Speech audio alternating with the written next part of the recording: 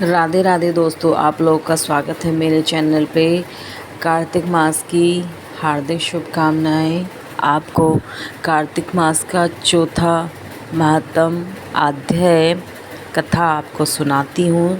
कथा कुछ इस तरह से है, कथा बहुत लंबी है तो पूरी ज़रूर देखना और पूरी ज़रूर सुनना और बताना कैसी है। आपके लिए बहुत जानकारी वाली है, बहुत अच्छी है ये। तो मैं इस तरह से शुरू करती हूँ। हरि का नाम लेके नारायण नारायण, जय श्री राधे राधे कृष्ण राधे कृष्ण। नारद जी ब्रह्मा जी से कहते हैं कि हे वाहन, कार्तिक मास में जो दीपदान होता है उसका महात्म कीजिए। ब्रह्मा जी कहने लगे कि हे पुत्र, दीप चाहे स्वर्ण का हो या अथवा चांदी, तांबा, आटा अथवा मिट्टी का हो, अपनी श्रद्धा अनुसार कार्तिक मास में दान करना चाहिए। ऐसे करने से सब पापों का नाश हो जाता है। दीपक भगवान की मूर्ति के आगे अथवा तुलसी के वृक्ष के समीप, चौक में या ब्राह्मण के घर, वृक्ष के नीचे, वन में, गौशाला में तथा ताक पर चाहे घी हो या तेल का जलाना चाहिए। जो ब्राह्मण के घर पर दीपक जलाता है उसको अग्निष्टोम यज्ञ का फल प्राप्त होता है, और जो आकाश में ऊंचा दीपक जलाता है उसके धन की वृद्धि होती है तथा वैकुंठ वास मिलता है। भगवान से प्रार्थना करें कि भगवान, मैं आपके निर्मित दीपक जलाता हूँ या जलाती हूँ। कार्तिक में मथुरा, माघ में प्रयाग और बैसाख में हरिद्वार का वास अति उत्तम होता है। जब सूर्य तुला, मकर और मेष राशि का हो, उसमें किए गए व्रत, नियम और पूजन अधिक फल देने वाले होते हैं। इन मासों में अच्छे कर्म करने से पापों का नाश हो जाता है। जैसे सूर्योदय से अंधकार, वृद्ध से पर्वत, गरुड़ से भय से सर्प, पवन से मेघ, ज्ञान से दुख, सिंह से भय से मर्ग, वैसे ही मथुरा के दर्शन से सब पाप भाग जाते। कार्तिक मास में स्नान, जागरण, दीपदान, तुलसी सेवन, भगवान के मंदिर में मार्जन, झाड़ू आदि लगाना, भगवान की कथा सुनना, कीर्तन करना सब ही अच्छे फल देने वाले होते हैं। अतः पूर्व जन्म के पापों को नाश करने के लिए कृच्छक व्रत इत्यादि उत्तम करने का उत्तम है। इतनी कथा सुनकर नारद जी पूछने लगे कि हे ब्राह्मण, पूर्व जन्म के पाप कैसे जाने जा सकते हैं। ब्रह्मा जी कहने लगे कि हे पुत्र, ब्रह्मा हत्यारा, क्षय रोगी, गुरु स्त्रीगामी, कुष्ठी और सोने की चोरी करने वाले के नाखून खराब हो जाते हैं और मदिरा पीने वाले के दांत खराब हो जाते हैं। इस प्रकार पूर्व जन्म के पापों से मनुष्य पहचाना जाता है। यह सब दान, तपस्या और कृच्छक व्रतादि से निवारण होता है। सब कृच्छक व्रतादि कहते हैं एक समय भोजन करने से, पाद कृच्छक 3 दिन सायकाल और 3 दिन प्रातःकाल भोजन करने से, अति कृच्छक तथा सायकाल में 22 ग्रास और प्रातःकाल में 26 ग्रास अथवा 24 ग्रास खाने से भी अति कृच्छक व्रत कहा गया है। 3 दिन प्रति रोज खावें और 3 दिन उपवास करें, यह भी अति कृच्छक होता है। सायकाल में 1 ग्रास और प्रातःकाल में 1 ग्रास और 2 दिन में बिना मांगा हुआ तथा 2 दिन तक उपवास, यह कृच्छक धर व्रत कहलाता है। 21 दिन तक केवल दूध या पानी पीते रहें, यह कृच्छातिकृश व्रत कहलाता है। 12 दिन तक उपवास करना पूरा का व्रत कहलाता है। 4 दिन तक कुछ नहीं खाना, फिर सूत खाना या छाछ पीना, इसके पश्चात कपड़ा तथा दक्षिण ब्राह्मण को देना सौम्य कृच्छक कहलाता है। इसी प्रकार 12 दिन तक करना द्वादशी कृच्छक कहलाता है। तुला पुरुष का दान करना और गौ का घृत, गोबर, दूध, दही, कुशा का जल पीना, दूसरे दिन उपवास करना, यह कृच्छक संतप कहा गया है। 3 दिन तक गौमूत्र, 3 दिन तक गोबर, 3 दिन तक दही, 3 दिन तक फिर दूध, फिर 3 दिन तक घी खाएं, यह संतप है जो सब पापों का नाश करने वाला होता है।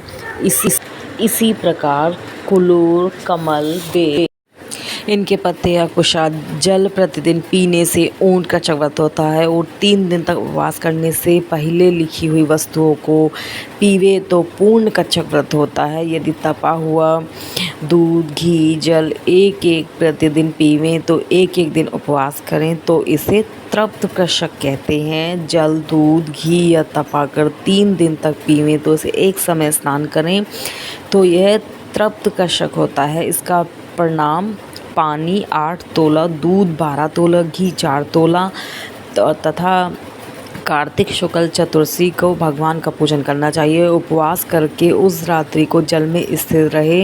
यह पेट जल कृषक व्रत कहलाता है, जिसके करने से वैकुंठ की प्राप्ति होती है। कार्तिक सुदी साते को घी खाएं, फिर एकादशी को उपवास करें, पैतामह कृषक व्रत कहलाता है। इसी प्रकार पैतामह कृषक व्रत करके दिन में भगवान कृष्ण का पूजन करें तो यह तीनों लोकों में पवित्र होकर वैकुंठ को प्राप्त होता है। कार्तिक सुदी छठ से 3 दिन केवल दूध पीवें, फिर नवमी से 3 दिन तक उपवास करें। यह महेंद्र कृषक व्रत करने से दुर्लभ है। वैकुंठ का वास होता है। 3 दिन तक अन्न खाएं, फिर 3 दिन तक उपवास करें। यह भी पत्र पंचक व्रत कहलाता है तथा इनको वैष्णव कृषक व्रत भी कहते हैं। जो मनुष्य एकम से पंचमी तक केवल दही खाए, फिर एकादशी से द्वादशी को भगवान का पूजन करे, ये याशक कृष्ण व्रत होता है। इससे श्वेत दीप का वास मिलता है, जो शुक्ल पक्ष की एकम से प्रतिदिन 1 ग्रास बढ़ाता है और कृषक पक्ष में 1 ग्रास कम कराता है तथा अमावस्या को कुछ नहीं खाता। यह चंद्रायण व्रत कहलाता है। 1 ग्रास 2 तोले अच्छी तरह से मुंह में आ जाए तो इतना होता है कि कृष्ण पक्ष की आदि को और 14 को 5 ग्रास भोजन करके किसी प्रकार एक पक्ष में 250 ग्रास पूरे होते हैं। यह भी चंद्रायण व्रत कहलाता है। जो गौ के 4 स्तनों का दूध पीता है, फिर 7 दिन तक 3 स्तनों का और फिर 2 स्तनों का पीता है, फिर 6 दिन तक स्तनों का एक का पीता है और फिर 3 दिन तक केवल वायु भक्षण या सोमपान नाम आदि व्रत सब पापों का नाश करने वाला होता है। गेहूँ तथा चावल की कांजी, दही, दूध, घी, पानी और पंचगव्य, यह सब चीज़ें नियम पूर्वक कार्तिक मास में खाने से सप्ताह कृष व्रत होता है। इसके करने वाला मनुष्य विष्णु लोक को प्राप्त हो जाता है। बेल, पलाश, गूलर का गाढ़ा और गर्म दूध पीकर एकादशी व्रत करने वाला द्वादशी को पारण करे तो वैकुंठवासी होता है। जो आदमी कार्तिक सुदी सातवें, अष्टमी, नौमी और दसवीं को जल कमल को खावे, फिर एकादशी को उपवास करे तो इस लक्ष्मी व्रत को करने से मनुष्य लक्ष्मी का पात्र होता है।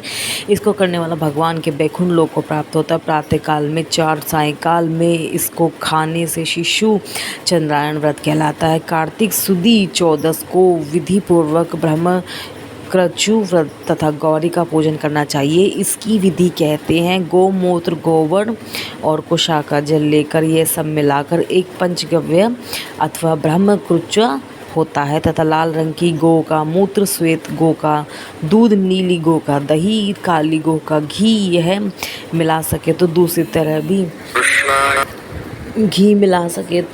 तरह भी पंचगव्य हो सकता है। इसका परिणाम यह है कि गोमूत्र 8 मासे, गोबर 11 मासे, दूध 12 मासे, दही 10 मासे, घी 8 मासे तथा कुशा का जल 4 मासे। गोमूत्र गायत्री मंत्र पढ़कर लेना चाहिए। गंध द्वार यह मंत्र पढ़कर, गोबर पेय पथव्या पढ़कर, दूध दही क्रवाणो मंत्र पढ़कर, दही तेजो मासी मंत्र पढ़कर, घी दव्यश्री मंत्र पढ़कर कुशा का जल लेना चाहिए। इसको कुशा के पात्र में रखकर विधि व्रत हवन करना और वेद के इन मंत्रों को आहुति देकर हवन करना चाहिए। इरावती, इंदु, विष्णु, वृश्चिक, कर्मे, सरवती, मनस्रो, सवती, इन मंत्रों से आहुति देकर बचा हुआ घी पिएं। घी पलाश के पत्र, श्रवण पात्र या चांदी के पात्र में पीना चाहिए। 1 दिन तथा रात्रि उपवास करें, साथ ही भगवान का स्मरण करें। यदि स्त्री व्रत करें तो अपने पति की आयु कामना के अर्थ भगवान की प्रार्थना करें। दिन भर भोजन नहीं करना चाहिए। आंवला या तुलसी का पूजन करना चाहिए। व्रत समाप्ति के निमित्त ब्राह्मण को गो दान करना चाहिए। इस प्रकार इन कषदि व्रत के करने वाले भगवान को अति प्रिय होते हैं और वे परम पद प्राप्त होते हैं। इस प्रकार कार्तिक महात्म का 4था अध्याय समाप्त होता है। आप वीडियो को ज़रूर देखना, लास्ट तक ज़रूर देखना, लाइक शेयर कमेंट ज़रूर करना। और ये कथा थोड़ी लंबी थी तो आप ज़रूर सुनिएगा। राधे राधे, राधे राधे दोस्तों। आप लोगों के लिए कल को एक नई वीडियो फिर लेकर आऊँगी। Okay friends, bye bye.